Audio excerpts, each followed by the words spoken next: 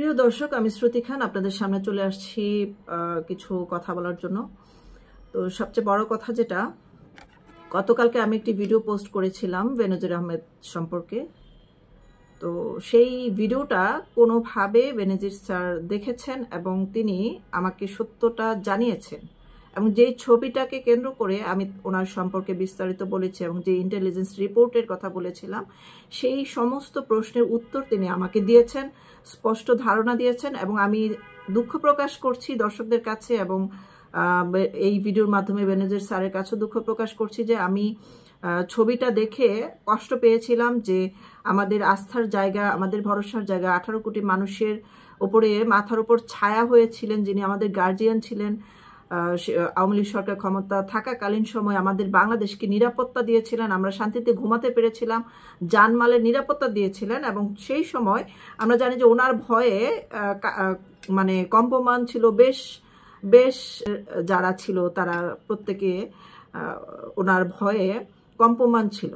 এবং ওনার কারণে আমাদের দেশের যে আইন শৃঙ্খলা বাহিনী অনেকটাই শক্তিশালী ছিল এবং চুরি ডাকাতি বা মব এই বর্তমানে যা হচ্ছে এই দৃশ্যগুলো কিন্তু আমরা তখন আমাদের চোখে পড়ে নাই, এবং অপরাধ হয় নাই যে তা না, কিছু কিছু হয়েছে, কিন্তু এখন যে পরিমাণে হচ্ছে সে বিষয়ে তিনি দুঃখ প্রকাশ করেছেন এবং দুঃখ প্রকাশ করেছেন যে পড়েন। এবং ওনার সম্পর্কে মানে বেনজির আহমেদ সম্পর্কে যেসব এলিগেশনস প্রকাশ হয়েছিল সংবাদ মাধ্যমে, সেই বিষয়ে তিনি যে জবাবদিহিতা দিতে চেয়েছিলেন, সেই জায়গায় প্রধানমন্ত্রীর কাছ থেকে ওনাকে কেউ অদৃশ্যভাবে দূরত্ব সৃষ্টি করে রাখে, যে তার নিজের সম্পর্কে যেই কথাগুলো এসেছে যে তিনি 7টি পাসপোর্ট বহন করেন, যে পাসপোর্ট আসলে আমার নিজেরও 2টা পাসপোর্ট আছে, যেটা পাতা শেষ হয়ে গেলে এবং মেয়াদ শেষ হয়ে গেলে আবার আরেকটা পাসপোর্ট লাগাতে হয়। যেই পাসপোর্ট একাধিক পাসপোর্ট পাওয়া যাবে, প্রধানমন্ত্রী শেখ হাসিনার হাতেও পাওয়া যাবে, যে কোনো যারা সিনিয়র পার্সন বিদেশ ভ্রমণ করেন এবং দেশের বাইরে ভ্রমণ করেন, সাধারণ নাগরিকের হাতেও পাওয়া যাবে, যে 3টা পাসপোর্ট 4টা পাসপোর্ট একসাথে বহন করেন। সেই বিষয়টাকে কেন্দ্র করে ওনার সম্পর্কে একটা গুজব প্রচার করা হয়েছিল যে তিনি 7টি পাসপোর্ট বহন করেন, যে তিনি এত বড় আইন শৃঙ্খলা বাহিনীর আইজি ছিলেন এবং এত বড় দায়িত্বে ছিলেন, ওনাকে রাষ্ট্রীয় কাজে, সামরিক দায়িত্বের কাজে দেশের বাইরে যেতে হয়েছে, দেশের ভিতরে যেতে হয়েছে, ব্যক্তিগত কাজে যেতে হয়েছে। তো সেই দৃষ্টিতে ওনার পাসপোর্টের তো ওজন একটু বেশিই থাকবে, সেই বিষয়টা তিনি জবাবদিহিতা দিতে চেয়েছিলেন। কিন্তু শেখ হাসিনা প্রধানমন্ত্রী থাকা অবস্থায় সেই সুযোগ তিনি তার যে আপন জনরা ছিলেন তাদেরকে দেননি, এবং কোনো অদৃশ্য কারণে তার আশেপাশে তার যে শুভাকাঙ্ক্ষী ছিল তারা ভিড়তে পারে নাই, যে কারণে ওনাকে বিভ্রান্ত করে আজকে এই অধপতনে নিয়ে যাওয়া সম্ভব হয়েছে। এবং বাংলাদেশের ভিতরে যে আভ্যন্তরীণ গোয়েন্দা তথ্য রিপোর্ট আসতো এবং বিভিন্ন বাংলাদেশ নিয়ে ষড়যন্ত্র হতো, সেগুলো তারা ওনার কাছে পৌঁছতে পারতো না সঠিক। তো যাই হোক, তিনি আমার কাছে তার বিভিন্ন তথ্য উপাত্ত তুলে ধরেছেন, এবং গোপালগঞ্জের একটা এলিগেশন আছে যে ওনার হিন্দুদের সম্পত্তি দখল করেছে, তিনি নাকি ক্ষমতা বলে অনেক অত্যাচার করেছে, সেই বিষয়ে তিনি আমাকে জবাব দিয়েছেন। একজন গুরুত্বপূর্ণ ব্যক্তির নাম বলেছেন, আমি তাকেও নিয়ে আসবো পরবর্তীতে। বলেছেন যে তিনি আমার চেয়ে আমার সম্পর্কে বেশি ভালো জানেন, তিনি বলতে পারবেন যে আমি কি আসলে কোনো অপরাধ করেছি কিনা। যেটা আছে সেটা আমার একান্ত ব্যক্তিগত সম্পত্তি, আমি কারো সম্পত্তি হরণ করিনি।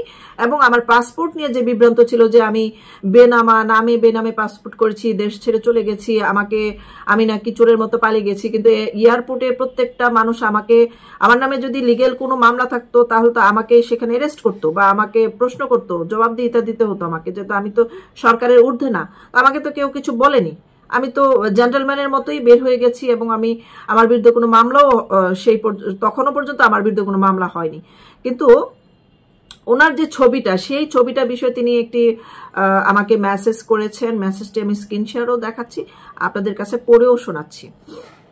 লিখেছেন যে, ডিয়ার শ্রুতি খান, এই যে ছবিটা, সেই ছবিটা সাম্প্রতিক কোনো ছবি নয়, বেশ পুরনো একটা ছবি। এটা ঢাকায় কর্মরত বিদেশি কূটনীতিকদের নিয়ে আয়োজিত একটা দাবা প্রতিযোগিতার উদ্বোধনী অনুষ্ঠানে আংশিক ছবি। এখানে খেলার কোনো ছবিও নাই, উদ্দেশ্য প্রণোদিত কারণেই নাই হয়তোবা। আনুষ্ঠানিক যে অনুষ্ঠানটি পাকিস্তান হাই কমিশন হোস্ট করেছিল, পাকিস্তান হাই কমিশন হোস্ট করেছিল বলে দাবা ফেডারেশনের সভাপতি হিসেবে আমি সে উদ্বোধন করেছিলাম। সেখানে গ্রুপ প্রদত্ত ছবিগুলোতে আমার সঙ্গে দাবা ফেডারেশনের মহাসচিবকেও দেখা যাচ্ছে। এখানে বাংলাদেশের অনেক দাবাড়ু এবং বিদেশি কূটনৈতিক উপস্থিত ছিলেন। কয়েকজনকে ছবিতে দেখা যাচ্ছে। অন্ধকারে লাঠিকে সাপ ভাবার প্রবণতা আমাদের এই সৃষ্টিশীল জাতির ভাবগত বৈশিষ্ট্য বটে। যে ছবিগুলো সরবরাহ করছে তার উদ্দেশ্য যে অত্যন্ত মহৎ নয় সেটাও বোঝা যায়। দেশের একটি বড় বিজনেস গ্রুপ তাদের স্বার্থ হাসিলে ব্যর্থ হবার কারণে ইউনূস সরকার ক্ষমতা গ্রহণের আগে থেকে আমার বিরুদ্ধে এ ধরনের মিথ্যা অনেক প্রোপাগান্ডা করেছে। আমি এখন তারেক ও ইউনূস সাহেবের সঙ্গে মিটিং করেছি, এরকমও বলা হয়েছে। কোটা আন্দোলনে টাকা দিয়েছি, এইসব গণভবনেও প্রচার করা হয়েছে। এখন আবার এই কনস্পিরেন্সি তথ্য এইসব সত্য হলে এখন এই সরকারের রাজত্বকালে আমার বিরুদ্ধে 2 ডজনেরও বেশি মামলা হলো কেন? আমার তো এখন দেশে থাকার কথা, বুক ফুলে চড়ে বেড়ানোর কথা, মিডিয়াতে সভা সমিতিতে এই সরকারি সুবিধাভোগের মতো ফেসিবাদ মন্ত্র আড়ানোর কথা। তাহলে আমি কেন এখনো বিদেশে বিভয়ে কষ্টে সৃষ্টে দিন যাপন করছি এবং কেন এভাবে থাকবো? এই সরকার 4 মাসের বেশি সময় পার হবার পরও কেন আমি দেশে উপস্থিত নেই? বিষয়টা একটু থেমে গিয়ে ভেবে দেখার জন্য ভেবে দেখতে বলেছি। এবং এটা ভাবার জন্য রকেট বিজ্ঞানীর অভিজ্ঞতার প্রয়োজন আছে কি? আসলে তিনি তারপর লিখেছেন যে I just sent it your personal conception, not for telecasting at your channel, please. Thanks for your understanding. Have a good day.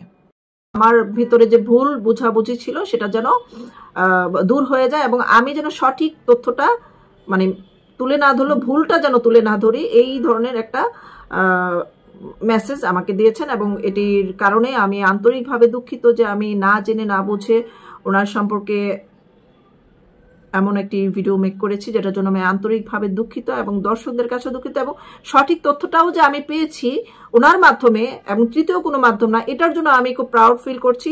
এবং এই তথ্যটা ধরেন আমি প্রকাশ করেছি তা নয়, সোশ্যাল মিডিয়াতে যার কাছ থেকে আমি পেয়েছি সেই ব্যক্তিও তো প্রকাশ করেছে, তার থেকে অন্যরাও তো নিচ্ছে, অন্যরাও তো প্রকাশ করছে। সেই জন্য আমি বলবো যে যারা এই ধরনের খবর প্রচার করছেন বা এই তথ্যগুলো প্রচার করছেন তারা একটু সচেতন হলে হয়তো আমরা সত্য তথ্যগুলো থেকে বঞ্চিত হব না। আমার সবার কাছে এটা রিকোয়েস্ট। এবং আপনারা একটু ভেবে দেখবেন, যারা আমরা হুট করে একটা খবর পেলে সেটা সত্যতা না জেনে প্রচার করি, আমাদের বোধহয় আরো সচেতন হওয়া উচিত।